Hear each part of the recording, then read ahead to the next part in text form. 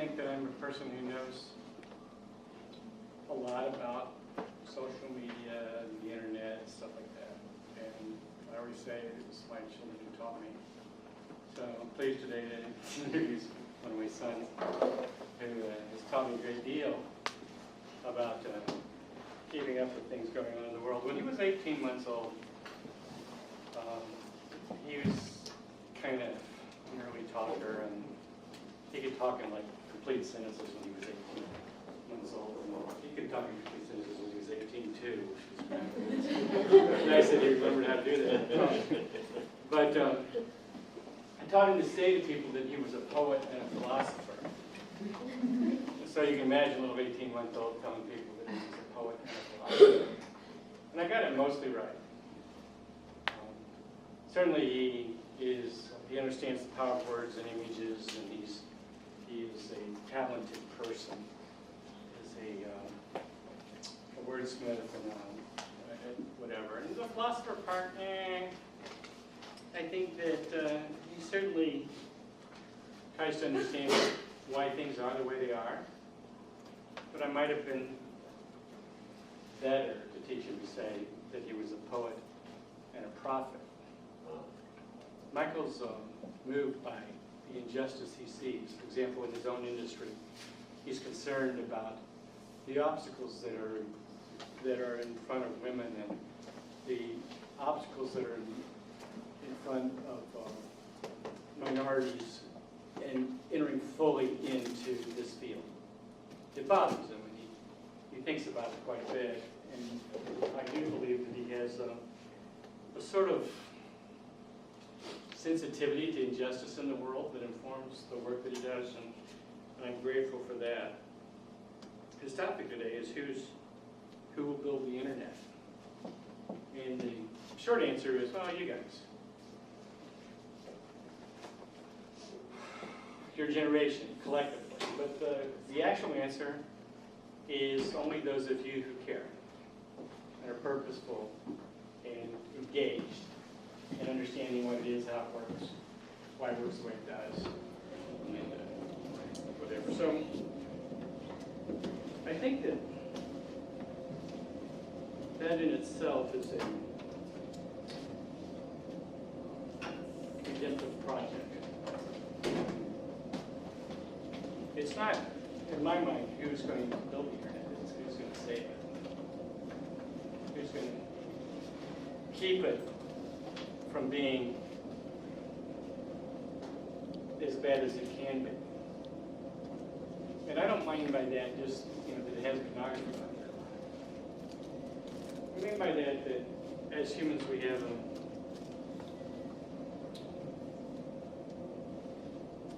have perhaps worse sins of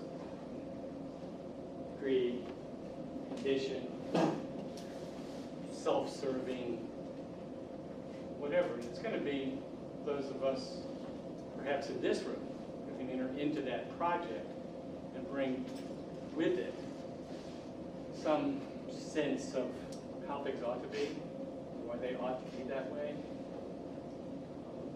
Does that make sense? Yeah. You guys are the guys that can act redemptively in this sphere of influence, and it's obviously a remarkable and huge one.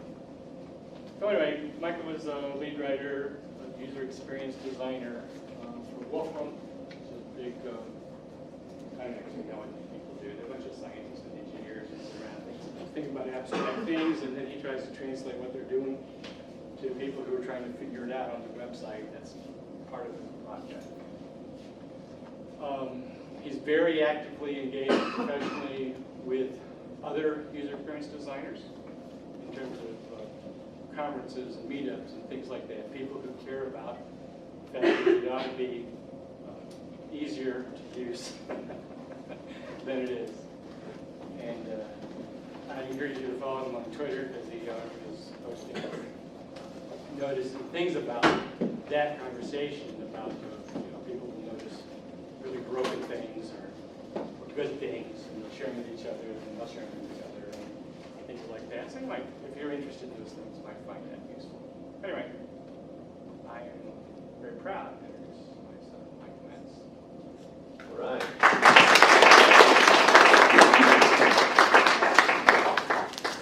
Thank you so much. Thanks, Dad, for a very kind introduction. I am really excited to be here with all of you. It really wasn't that long since I was sitting where you're sitting, and the reason I'm excited to be here is because I think that there is a lot of potential in the future for each of you, especially in the internet. You know, I say that not just because that's my domain, but because I feel like that's kind of everyone's domain now. The internet is so fundamental to the way we communicate as humans now that it's going to touch you no matter what field of communication you're in. You know, even if what you're interested in is one of the more traditional, well-established parts of media that has been around for hundreds of years. You know, even in the case of like book publishing, for example, even book publishing relies on the internet now to function, to survive. And so I think we have to think about this topic for you to be successful in the world. I want to also say that I'm just really grateful, not just to my dad here, you know, at Spring Arbor, but for all the professors in the comm department who helped me, you know, as I was a student here.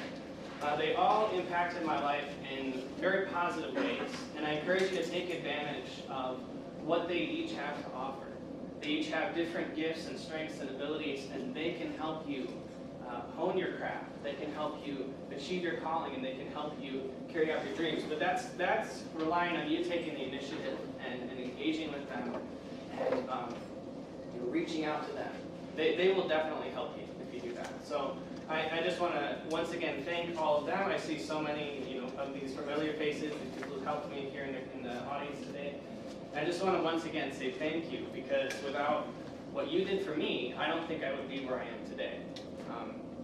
So as Dad said, you know, I have an internet job right now. I'm working for a company called Wolfram. I'm going to show you our kind of one of our more popular products, so you get a sense of what I do. We make a thing called Wolfram Alpha. It's a computational knowledge engine. So what that means is that you can enter in what you want to know, and it will give you an answer. So I could say number of goats in France, and hit enter, and I can see that there are 1.27 million according to a 2009 estimate. But this is also really handy, like if you're in a math class right now, you can, you know, just enter any math problem. I hate math, so this is why I love it. Enter any math problem and give you the result immediately. You can do way more complicated stuff than that. You can do, you know, chemistry. You can do all kinds of things. So, you know, Wolfram Alpha is one of the products we create. We also create Mathematica, which is, you know, really heavy scientific software used by, you know, people in the government to design, you know, like really amazing things. But you know, a lot of it is over my head. A lot of it's really scientific. As Dad said, I am, you know, kind of the person who is there to take the message, you know, that this company has for their incredibly complicated technical products and make it understandable for people, for the general audience. I also do a lot of work like designing the software, how it works, you know, the labels on buttons and the navigation items on a website, things like that, just to make things more understandable, more human, and to make the user experience better. So that's kind of where I'm at right now. That's my internet job. But before I get too much into that topic, I want to tell you a little bit about how I got there. So believe it or not, when I graduated from high school, I didn't want to go to college. And I really didn't want to come to Spring Arbor because I had grown up around Spring Arbor. I'd been around there literally my entire life. I'd been friends with students, you know, as a child. And it just kind of was boring to me, you know, like the idea of like going to Spring Arbor and like then attending classes instead of just hanging out and having fun. And also, I didn't really know like what I wanted to study, what I wanted to do with my life. So I moved to Sweden. This is the harbor of the town in Sweden that I moved to. It's the town is called Visby. It's on an island in the middle of the Baltic Sea. About 30,000 people live there. And I volunteered for a Salvation Army church in this city doing youth ministry for about 9 months after high school. And that was really good for me because it stretched me culturally, it stretched me, it stretched me spiritually, and it stretched me as an individual. Being the only American there in that culture really helped me reevaluate some of the things that I grew up with that I just took for granted, and helped me think about, what's really important, what are really the actual priorities that I have in my life. So after this experience in Sweden, one of the things that I knew was that I wanted to use my gifts to bring God glory. That's one of the things I just understood, but I didn't know how that was going to play out practically. So, one of the directions I went in was I went to Moody Bible Institute for a semester in Chicago. I thought, let's go full on ministry, let's see how this works out. It didn't work out for me. There were some really good things about Moody, and some things that didn't click as much. What I realized there was that I could be using my gifts for God's glory without actually being in vocational ministry as a pastor, as a missionary, or something like that. I could be a communication professional and still use my gifts for God's glory. And so that's what led me back to Spring Arbor. So then I came back to Spring Arbor. I came back with renewed energy, renewed focus, because then I knew, and more with a sense of what I wanted to do, what I wanted to achieve with my life, and where I felt God was leading me. This is a picture. These pictures are pictures I'm taking, by the way. I wanted to be a photojournalist. I've taken pictures since I was 13 or so on a pretty serious basis. And this is one, you may have seen this in the magazine that we put out, because the college hires me from time to time to do some photography for them. That's one of the side projects that I do. So I came here to Spring Arbor, wanted to be a photojournalist, and I majored in visual storytelling, in an individualized major, a lot like VisCom, a lot of similar things, with more of a photography focus, some independent study with Roger Barland and things like that. Because what I wanted to do was work in the news. I wanted to work for a newspaper, tell stories with my camera. But the problem is that newspapers are changing. And they were changing as I was in college, in a significant way. My senior year, I got an internship at the Jackson Citizen Patriot. Some of you may be familiar with it, a newspaper in Jackson. At that time, they were still a daily print newspaper. They had a photo staff of 4 people. So they had a photo editor, they had 2 full-time staff photographers, and they had a paid intern, which was me. And that doesn't exist anymore. They have one person there who takes pictures, and even he does it on a part-time basis. All the other pictures are taken by reporters with their cell phones when they're on a story.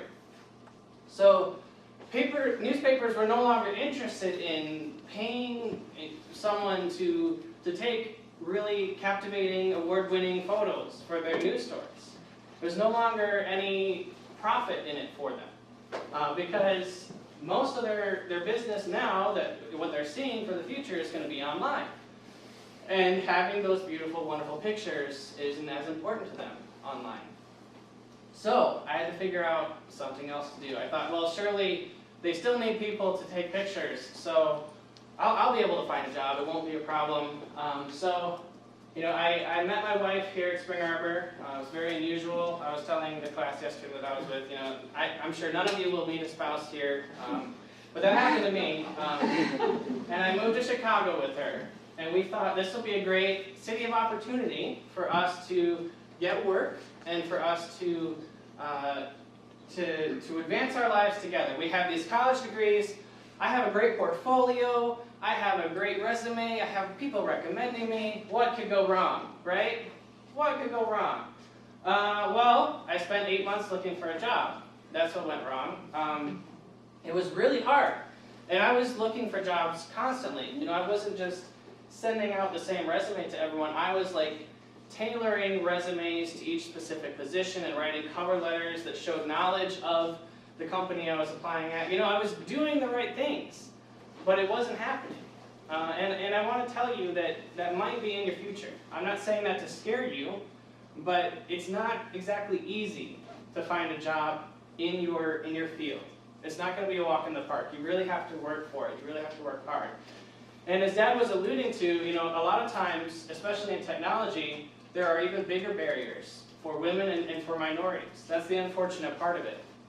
And I think we need to do whatever we can to break down those barriers, to make sure that there are more opportunities in our field for those people. Those of you who find yourself in hiring positions eventually, you need to make sure that you don't have those same prejudices clouding your judgment.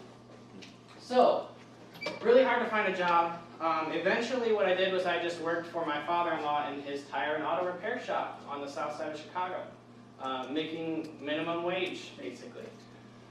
It was a really big blow to my ego, but it taught me a lot. I was in a service business. I was speaking Spanish on a regular basis with the customers, selling tires.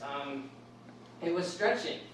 But then, in the midst of all this, I got a call from Jason Archer, and some of you know him because he's an adjunct prop here.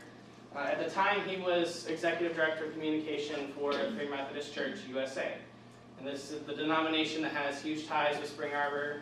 They have 1,000 churches in the United States and even more worldwide. And they were looking for someone for their team, and Jason encouraged me to apply. So I applied, interviewed with their team. They wanted me to join them, and they didn't know exactly what they wanted me to do, but they wanted me to join them. They knew that much. And so the title I think they gave me was like photographer and communications specialist. The gifts that I had, the ideas that I had, they were sort of accommodating that. It was a really, really gracious thing for them to do, and a really cool first job. And what I ended up discovering through that process was what they really needed was someone to help them be more intentional about what they were putting into the world and what they were putting on the internet. And that's kind of how I got into this idea of having an internet-focused job through this first job for the nonprofit. That's how I went from photojournalist to the internet. And then, from there, I started doing my first bits of design and content strategy work. Putting together wireframes, specifying how web pages should look, and then actually building them, with code or with WordPress or other things like that.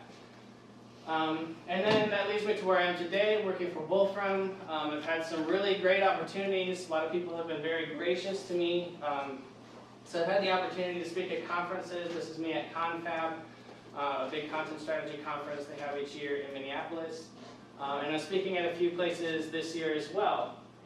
And I'm really grateful for all the opportunities. And like I said, I don't think I would be here if it were not for the training and education I received here, and for the professors, and for the impact they had on my life. So, all that to say, let's talk about the internet. Let's talk about why I'm so passionate about the internet, and why I think all of you should be thinking about it as you think about what you're going to do past college. And the thing I want to focus on that's especially relevant to communication professionals is that the internet is made out of words. What do I mean by that? Let's look at some of the websites you probably use every day. This is Gmail. Okay, so if you take the words out of Gmail, what do you have? You have I know it's kind of hard to see, but you have a button and a couple of pictures, If you take the words out of Twitter, what do you have? Basically nothing. If you take the words out of Basecamp, this is project management software, you can see even a lot of the user interface, the things people are using to interact with the website. They're just gone. Communication professionals have a lot to offer when it comes to building the internet. You may not be programmers, you may not be computer science majors. If you have those skills, you're going to be even more well-equipped to do this, but you are well-equipped in that you are communicators. And the internet is about communication, inherently. So, what kinds of words are we filling the internet with? Has anyone here heard of a site called clickhole.com? Anybody? Okay, we got a few clickhole people here. It's great. Clickhole is a joke. It's a joke of a website. It's put together by the people who publish The Onion. And they have some amazing headlines and articles on their site. I want to look at a few of them with you. Shocking, a harrowing look at our nation's underfunded Planet Hollywoods. Okay, so if you go to this, this is amazing. This article is about how if you compare Planet Hollywood locations in poor neighborhoods versus rich neighborhoods, there's a shocking disparity in the condition of the Planet Hollywoods. And so they're treating this as if it's news, you know, which is a lot of how we treat things on the internet these days, even when they shouldn't be. You know, it's easy to look at the progress we've made as a country and be satisfied in many areas. Distribution of resources remains skewed as never before. You know, these people are mocking the idea that we have all these sensationalist headlines that we run across all the time. You see them on Facebook. People are sharing them constantly. Here's another one. This man ate nothing but McDonald's for an entire meal. I mean, if you look at this article, it's I just love this this website. This gives me such joy. So you look at this article. There's a really nice picture of the guy, but then he talks about, you know, the few basic rules. I'm going to get a medical checkup before and after the meal. All McDonald's for the entirety of the meal. No cheating with other food during the meal. It's beautiful. 7 David Bowie pics that are so impossibly cool, they need to be offset with tax forms. This is one of my absolute favorites. Look through this. Let's see here. This internet connection seems a little slow, but we'll load it up. And I mean, you've seen stuff like this on BuzzFeed, right? You've seen stuff like this, you know, as you click through Facebook and your friends are sharing it. You know, so you have these really cool pictures of David Bowie. So cool. And then, of course, tax forms to break it up. Because the photos are so cool, you can't handle them without looking at tax forms. Occasionally. Here we go. Oh, that's better. That's better. And, you know, cover your left eye if it's too much. This one is just too cool. You can't. You know, so like, this website is a joke. It's a joke. But here's the thing, like there are people who have a career writing headlines like this for clickhole.com. That's a real career you can have. It's amazing. You know, it's a career you could have if you wanted to. So I thought, you know, to celebrate this idea of clickbait, of, you know, this practice of making things as sensational as possible, I thought it'd be kind of fun if we translated some of the communication courses into clickbait. So we have Com 212 rhetoric. I believe I took this with Mary Darling when I was here. Persuade anyone using these 3 weird tricks. That sounds more interesting, right? Like, of course I'm going to take rhetoric now. Com 214, communication theory. 10 things you never knew about how people interact with each other. Oh man, this is exciting. Com 356, popular culture. Find out what Tom Hanks and Joel Osteen have in common. You know,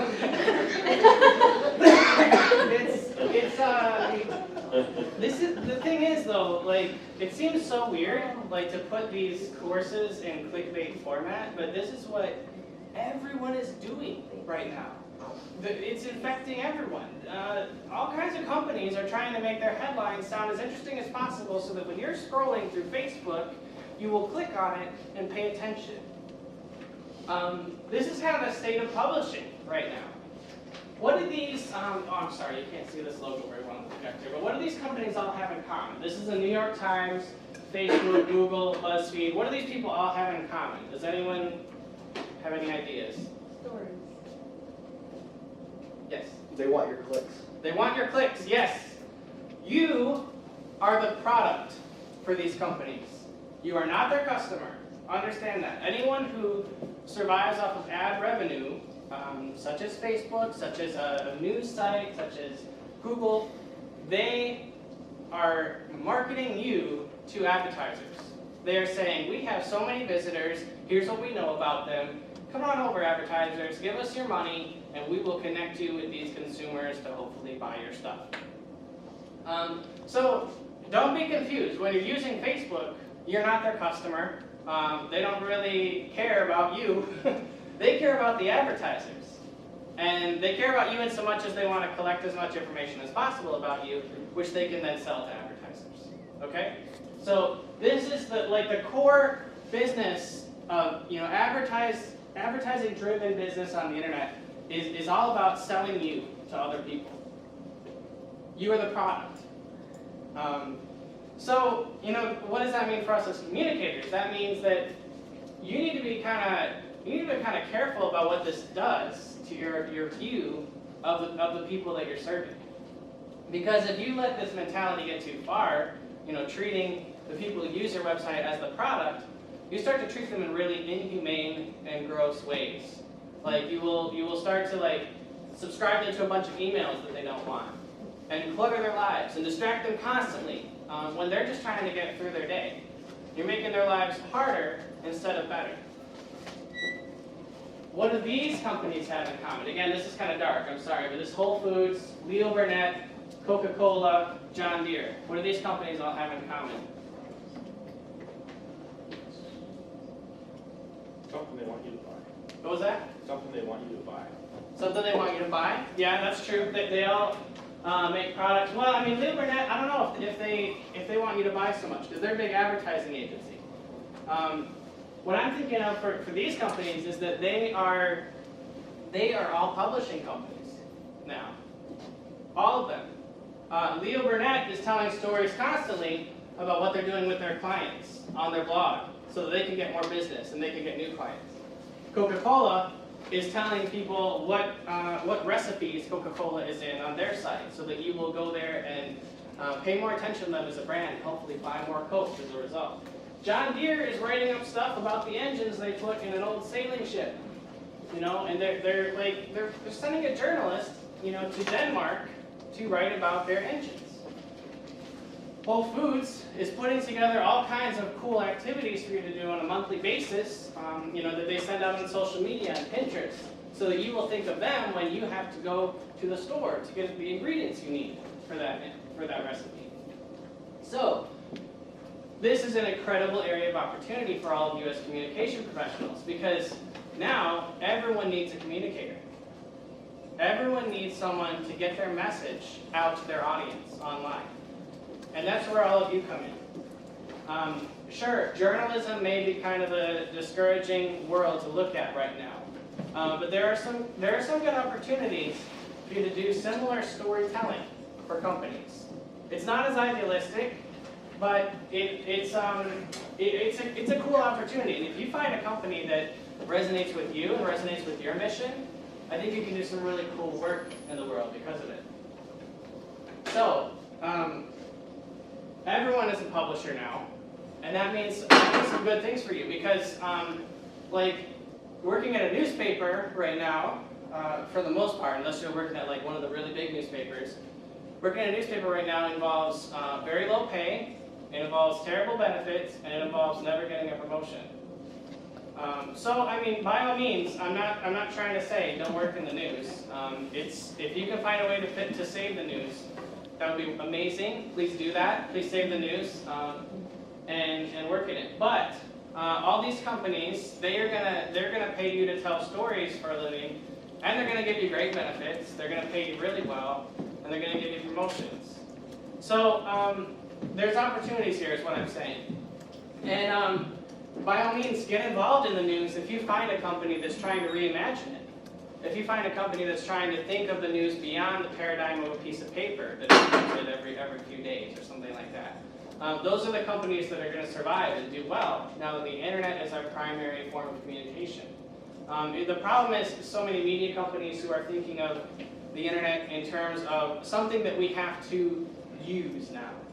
No, the internet is your language. The internet is the message, as Marshall McLuhan might say. So you need to embrace it. So I'm not saying that to discourage you from news or any of these things you might be passionate about. I think they're amazing things. Like I said, I wanted to be a photojournalist. but you need to reimagine them. So you need to look for the opportunities where people are imagining it in a new way and putting the internet first in their plans so that they can survive in the coming years. So what should we do for work? I mean, all of you have different ideas about what you want to do, but again, what I'm trying to illustrate is no matter what part of the communication field you're in, you're probably going to be building the internet. In some sense, even if, like, for example, if you go into video production, you're going to be building videos a lot of times, but then also there's going to be a huge web component to that. You're going to be figuring out what codecs are right for the website. You're going to be building like an asset management library, for your clients' web services. If you're in media relations, for example, you're going to be talking to reporters and media lab, but you're also going to be managing social media channels, and you're going to be putting up blog posts and things like that. So do your best to educate yourself about the internet, how it works, what's important there, and what you can do to make it better. So I want to give you a little case study. And this is the case study, again, from my first job in the internet with the Free Methodist Church. And this is about when I became a content strategist. And so content strategist is one job title that you have on the internet. It's a really growing field. It's a field that is seeing a lot of really cool stuff happening in it. The content strategists are like for example, we talked about Leo Burnett just a little while ago. There are currently like 6 or 7 content strategists working at Leo Burnett's Chicago office. So there's an area that didn't exist. Like there weren't even content strategists in an ad agency before. Now there are teams of them. Facebook has like 30 content strategists on their team in Menlo Park, California. So that's what I did for the Free Methodist Church USA. And the thing is, again, they didn't hire me to do this. I asked to become one after I joined them. Because Free Methodist Church USA, they needed to reimagine their communication in light of the age of the internet, right? They're like, okay, things are changing really fast. We need to get on board with it. We need to make sure that we are responding quickly so that we can be a resource to local churches. Like that's the whole reason for the denomination to exist, right? To be a resource and promote and help the local churches. So over here on the left, this is where they were when we arrived. Just so you can see how 90s it is. I didn't include like the flashing parts of the pictures up here, but they were there. This is where where it was after our team got to it. That's just the homepage too.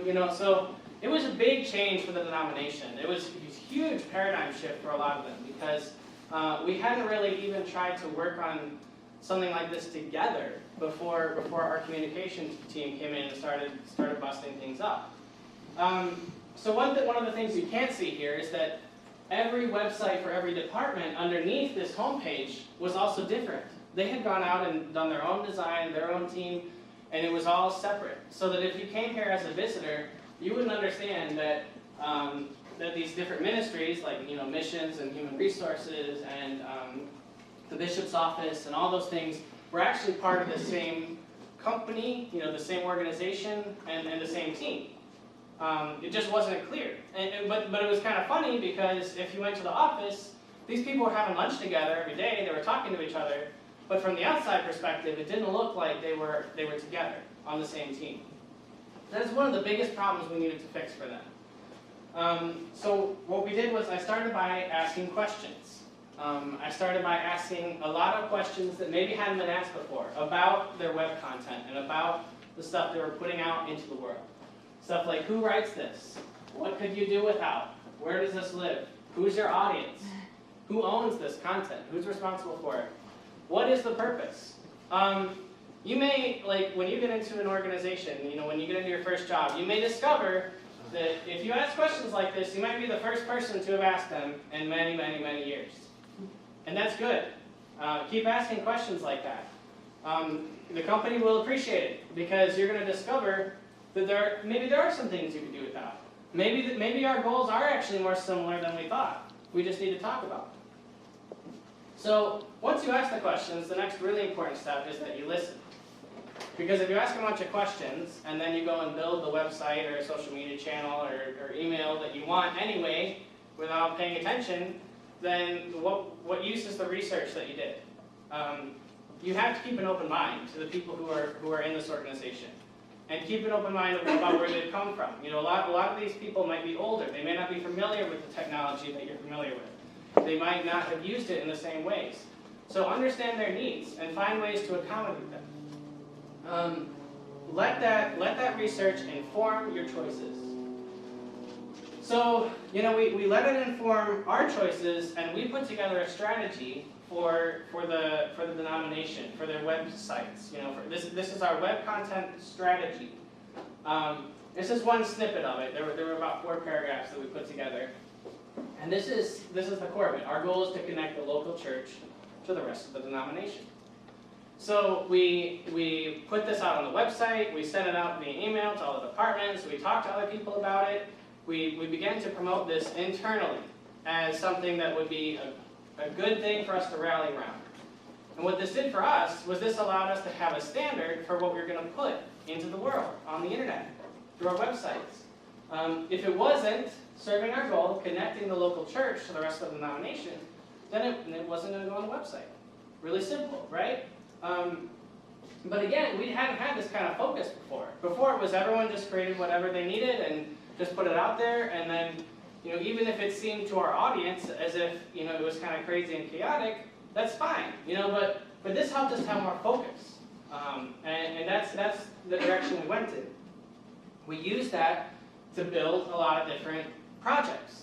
We had a magazine, and the magazine was very good, very highly regarded. I believe it was bi-monthly at the time. It was award-winning, very, very excellent, you know, inspirational, uplifting Christian magazine.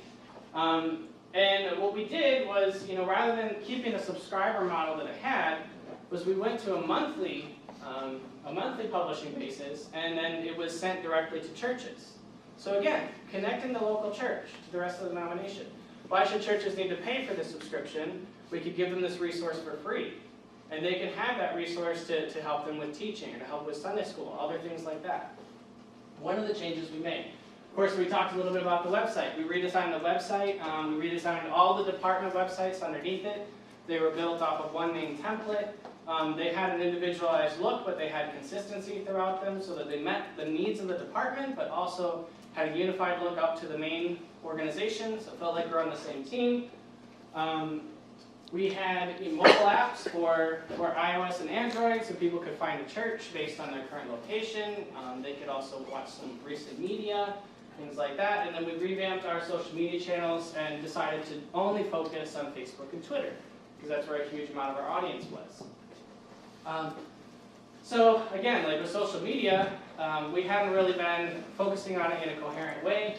We put together an editorial calendar to make sure that things were spaced out over time, that it was a good rhythm of publishing, and we put together a team that could respond to people who were in dialogue with us. So this hadn't really happened, you know, as a denomination before, where people could ask questions about what was happening on a denominational level, and we would get back to them.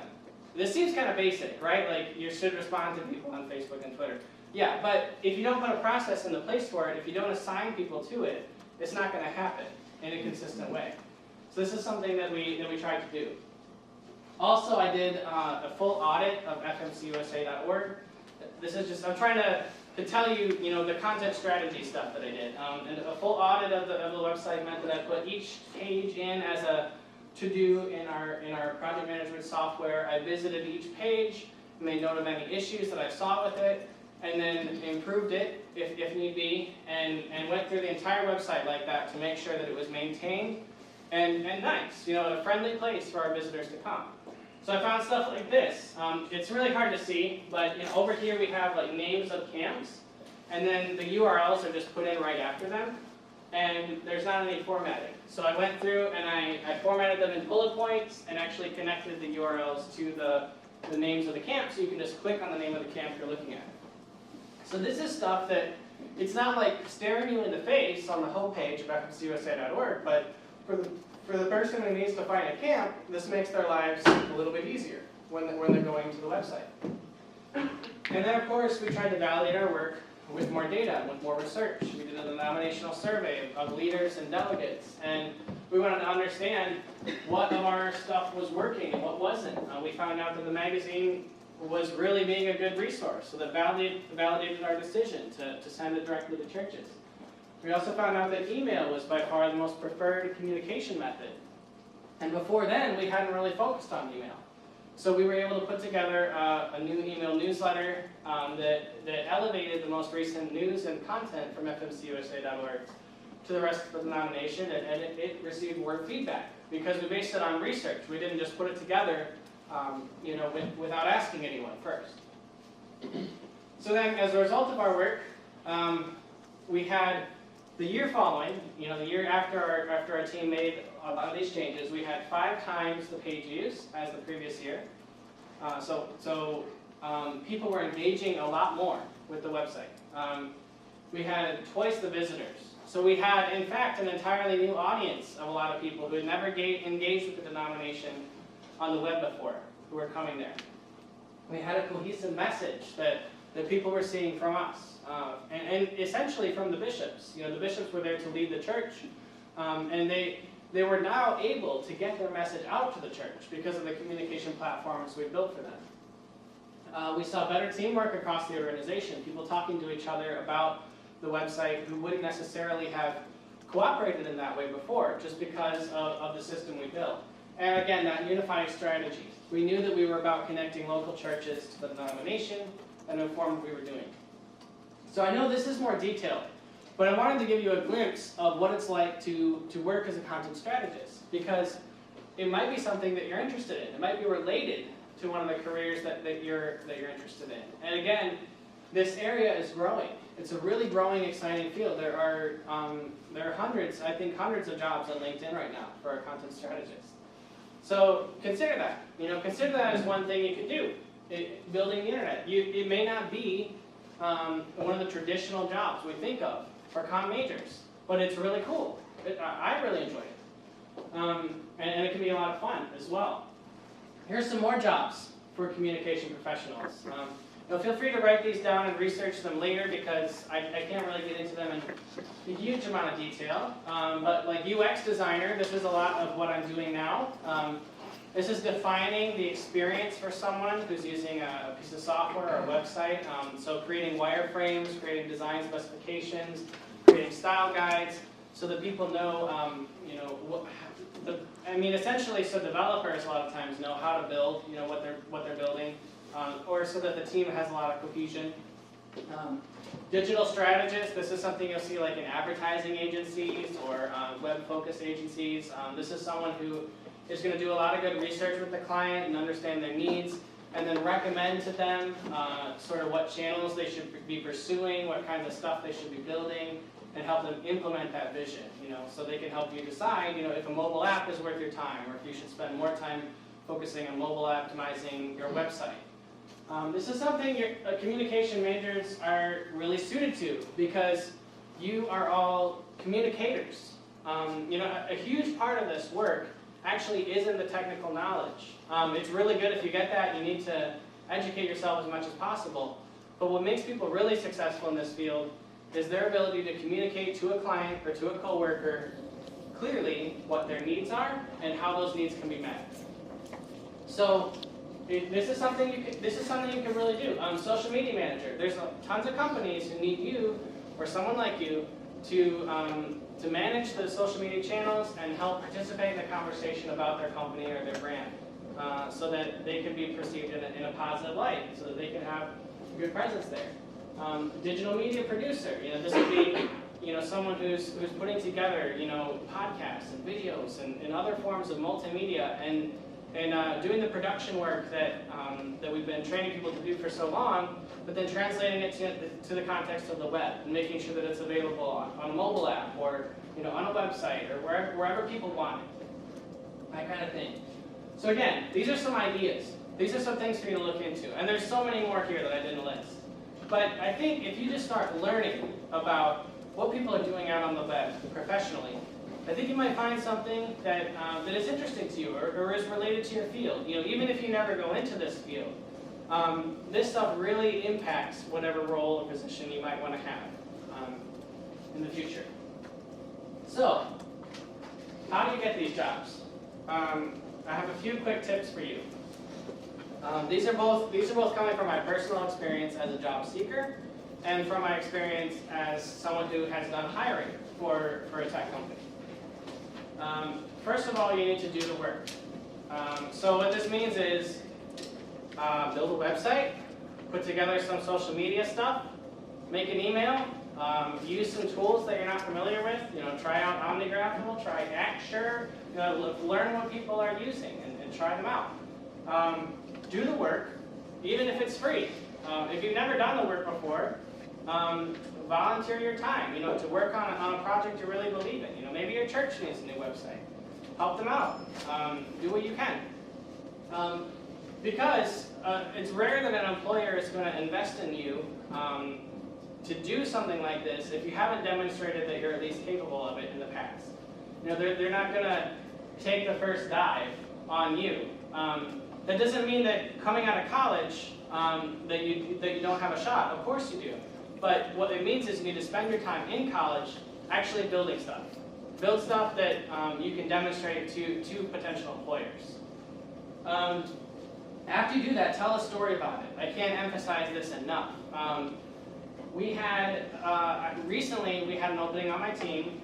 We received about 17 applicants, and in the job description it said that you had to submit a portfolio to be considered for the job. You had to do it. There were only 2 people who submitted their portfolio as a website. The rest of them attached files or sent multiple little links to things you could download. And there was no story, there was no cohesive story when people did that. It was just a bunch of artifacts for us to look through. 2 people who sent their websites, one of them did a great job giving narrative to their work and why they made the decisions they did, and she got the job, that person. Okay, so I can tell you that not only will you be in the best minority of applicants if you do this, but it will really set you apart in a good way. It's not just me saying this, but a lot of hiring managers in the field, I've heard them say, if you can tell a story about your work, why you made the decisions that you did, why those are important, and why they benefited the company, we're going to be so much more interested in you as a candidate. So tell a story. And then finally, learn publicly. Learn publicly because people will be interested in the things you're learning. Even if you're just starting in this field. This means start a blog or post on Twitter about it or send out a newsletter, whatever. Do these things that you're learning in a public way so that other people can engage with you and so that you can learn from them. You might put out something that's totally wrong and someone will correct you and you will have learned before you try to use that with a client or an employer or something like that.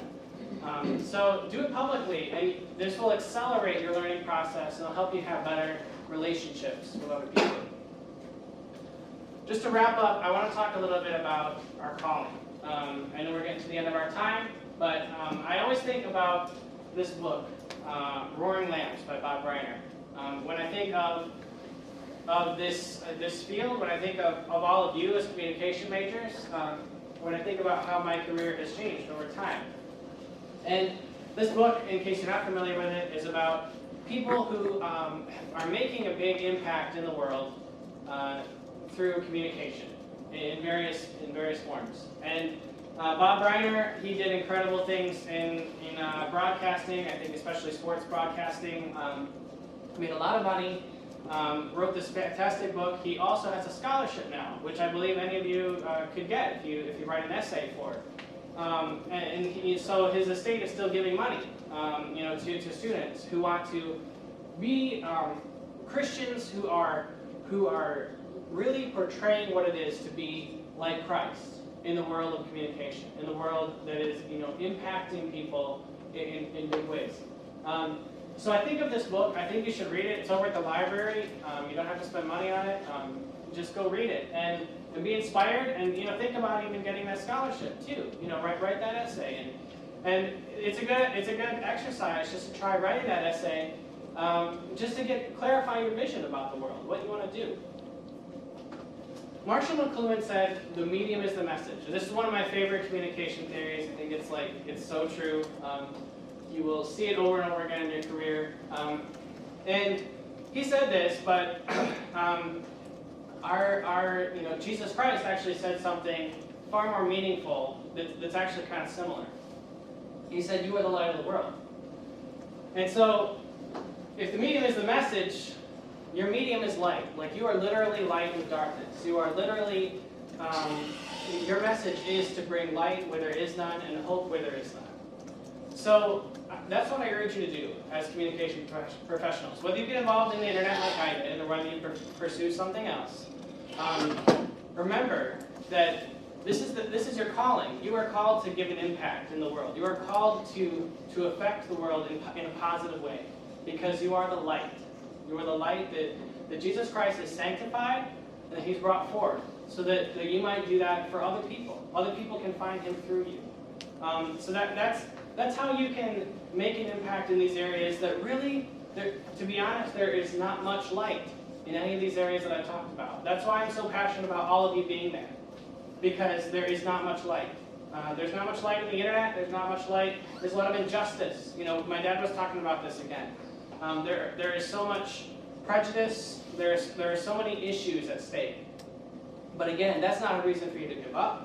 That's not a reason for you not to push forward. That's a reason for you to be there and for you to be involved. So again, thank you so much for having me here. I think we have like a couple of moments for questions, but I'll be at lunch as well if you want to sit down and chat.